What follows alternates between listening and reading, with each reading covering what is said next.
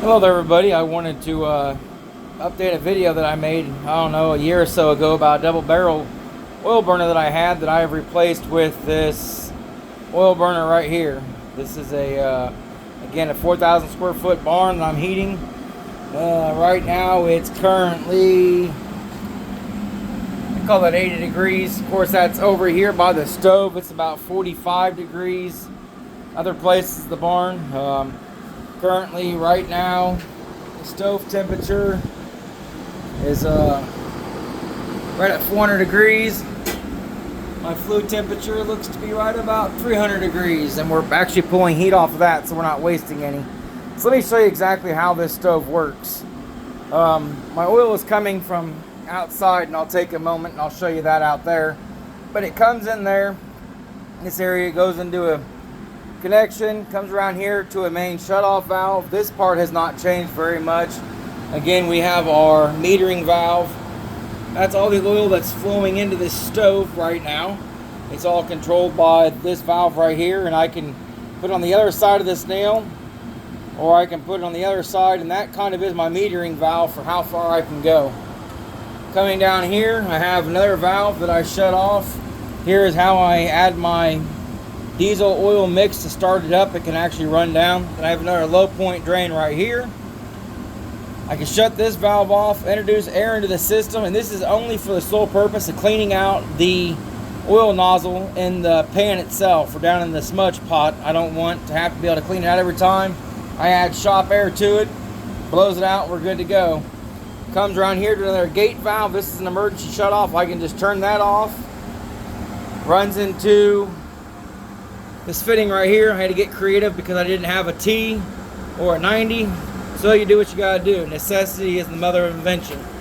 That runs into this pipe right here. I have an inducer motor that runs up. Right now I have a hard 90 on it, or two hard 90s. I need to replace that with either a 45 or a straight shot.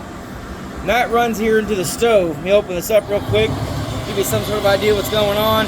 Dadgum, that's hot. Smudge pot, you can see our burner inside of there. It's burning great right now, no smoke. So we'll go ahead and shut this down. Shut that, sorry, whew, that's hot. Anyway, this is just basically heat exchanger. We have some pipes that are running through the machine right, or the stove right now.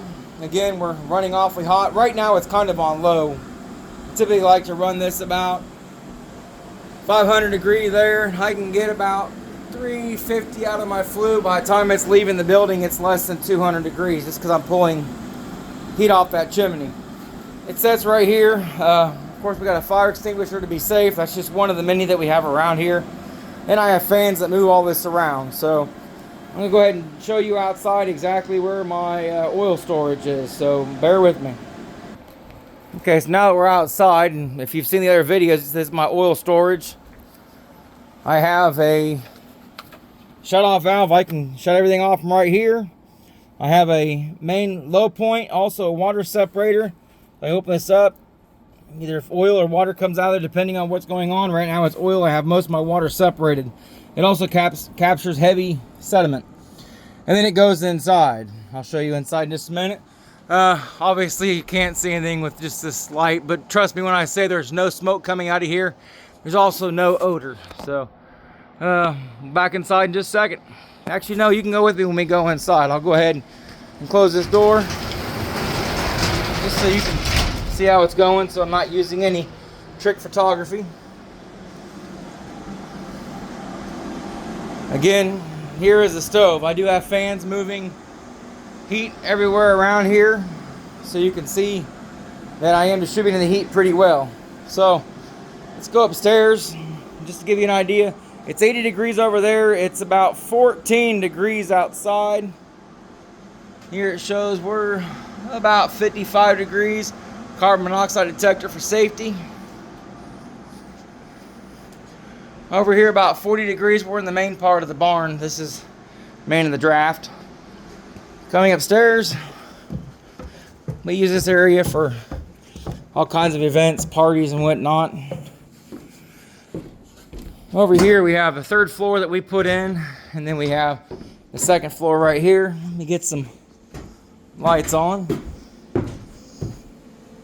And it's currently about 38 degrees up here. It's not horrible. Of course, it's colder than hell outside. So this up here is how we're capturing the heat off the pipe. It goes through this, I'm gonna call it a larger bell, but it's just big pipes over the 6-inch. And we're, wish you can't see with the flash, about 200 degrees, 215 as we're going out of the building. There's the fan right there blowing heat in here. But that's how we're able to heat the upstairs, working on more projects. But yeah, it's all free heat. Head back downstairs again. Okay, we're back here at the stove once more. Again, we have the pipe coming through the wall, runs down. It's all gravity fed, there's no pump. Valve right here, metering valve. Of course, that's all we're using for oil flow. Runs down this pipe. Again, we just went over all this just so you can see it again, just in case you had any questions. This pipe right here runs into this main pipe. The air is introduced into it, so what you see is the air baffling or running around. I'm gonna go ahead and turn this off. I do it just by shutting this off right here. When I'm getting ready to shut it down for the night, I turn this timer on to 30 minutes, move my fans over, my inducer motor. Now it's all on a timer, so oil's turned off. Turn that valve right there. We're gonna go ahead and kill this right here so we don't get any smoke out of here. Open this up. Take a few minutes for it to slow down. It already has some. See how it's burning inside of there. So I can get a better shot doing some zooming. The bottom of that pot right there is where the oil drips into that chamber. The old Dutch oven gets vaporized, the air is blowing it around. And as you can tell, there is no smoke coming out of that, even introducing extra air with this door open.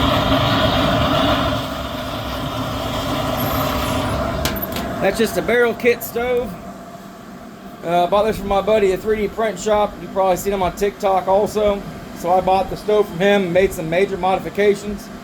So it just works out great for us. Of course, you can see my oil is off here. The metering valve is shut. My valve right here is off. My valve right here is also off. If I don't do that, what happens is it starts smoking the fuel, the oil, in here, and it comes out. So we just do all that. At this point in time, I typically hang out in the shop just so I can make sure it goes out. But it's on that 30-minute timer. I don't really have to worry about it. All these fans shut off. Even the fan upstairs. See this die down anymore in there. It's got a little bit less. Didn't take very long for it to really burn. There'll be a little bit of red inside there, but you can see that pipe in there. It's awfully clean. And that's due to the real good clean burn. I'm not into the blue flame stuff like everybody else seems to be getting into. I just want hot, free heat to heat my area. I work too hard, watch my money just go away to the propane guy.